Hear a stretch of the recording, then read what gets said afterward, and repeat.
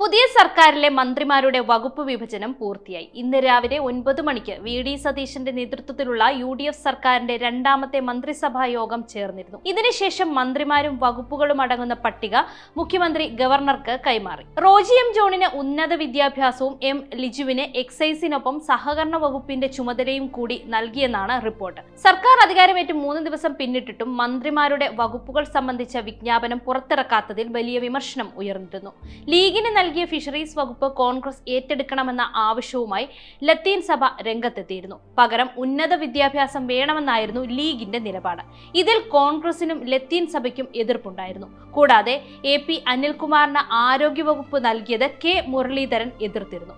അതോടെ ആ വകുപ്പ് മുരളീധരന് നൽകി. മുരളീധരന് നൽകാനിരുന്ന വൈദ്യുതി വകുപ്പ് AP അനിൽകുമാറിനും നൽകി. എന്നാൽ അനിൽകുമാർ വഴങ്ങിയിരുന്നില്ല. ഇതോടെ KC വേണുഗോപാൽ പക്ഷം സമ്മർദ്ദവുമായി എത്തി.